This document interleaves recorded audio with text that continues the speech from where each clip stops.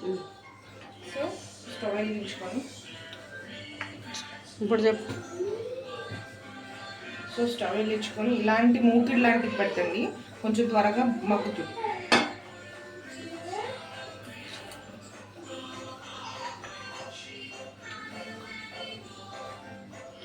ఒక 2 స్పూన్స్,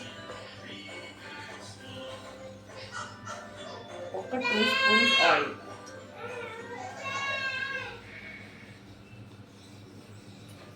చాలు.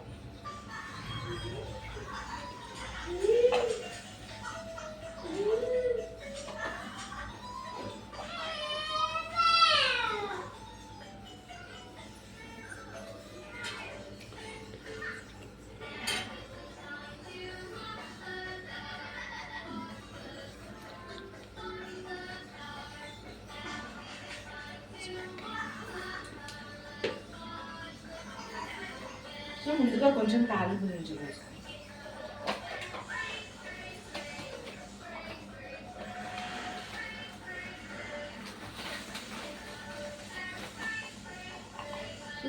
జీలకర్ర,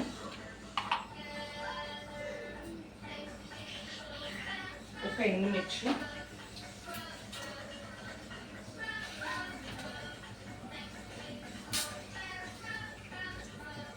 ఆవాలు,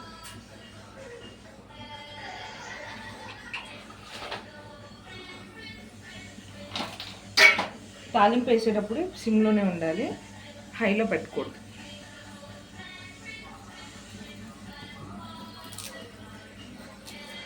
నేను చున్నులపాయలు, అల్లం వేయట్లేదు, సో నేను చున్నులపాయలు ఒక్కొక్కరు ఒక్కొక్క ఇష్టం.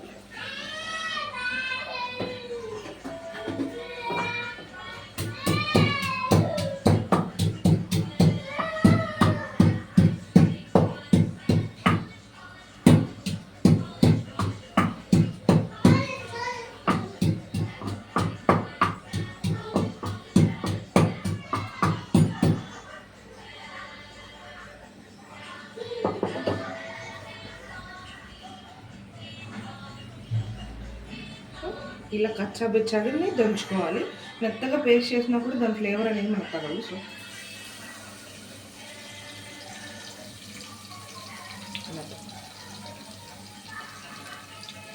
నెక్స్ట్ పసుపు చాలామంది నూనెలోనే వేసేస్తారు, కానీ నేను ఆనియన్స్ వేసాక కొంచెం సాల్ట్ అండ్ పసుపు వేస్తాను, అప్పుడు కొంచెం నాకు ఆ ఫ్లేవర్నెస్ అనేది నచ్చింది. ముందుగానే నేను నూనెలో అయినా. అండ్ నెక్స్ట్ ఆనియన్స్,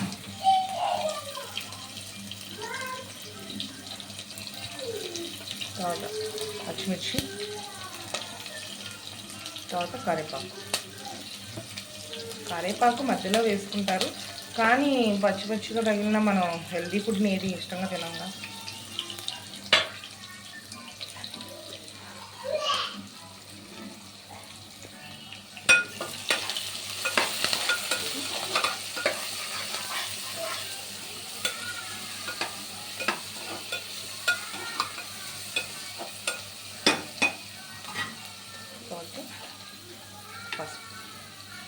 పసుపు చాలామంది ఎక్కువ వేస్తారు, బట్ నేను లిటిల్ బిట్, మేము దేంట్లో పసుపు లిటిల్ బిట్.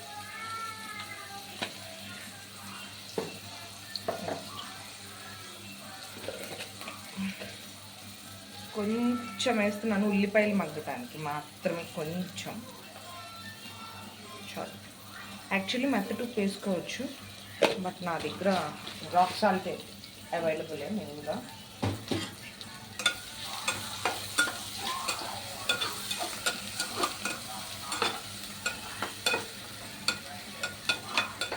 చాలామంది టమాటాస్ కూడా యాడ్ చేసుకుంటారు, బట్ సొరకాయ పాలలో మ్యాక్సిమం టమాటా అవసరం లేదు.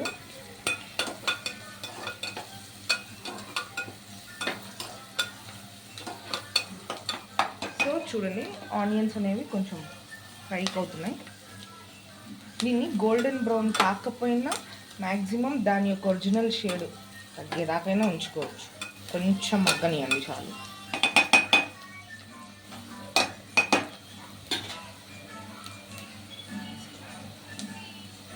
ఒక్క 2 minutes, ఓకే. నన్ను చూపి. సో ఉల్లిపాయలు కొంచెం ఫ్రై అయినాయి, మరీ గోల్డెన్ బ్రౌన్ కాకపోయినా పర్లా, ఫ్రై అయినాయి, ఇవి మాత్రం చాలు. నెక్స్ట్ సన్నగా తరిగి పెట్టుకున్న సొరకాయ, లేదు సొరకాయ యాడ్ చేసేసుకోవాలి దాంట్లో.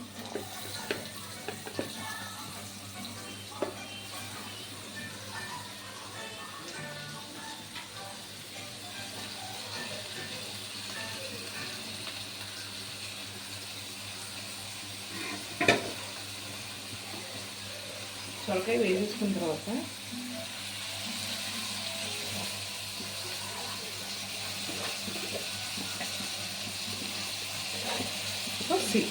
కొంచెం సాల్ట్ వేసుకున్నాం, సొరకాయ మగ్గాలి కాబట్టి, రాక్ సాల్ట్ కాబట్టి కొంచెం సేపు వేసుకున్నాం చాలు. సాల్ట్ చాలకపోతే మళ్ళీ మన తర్వాత వేసుకున్నాం.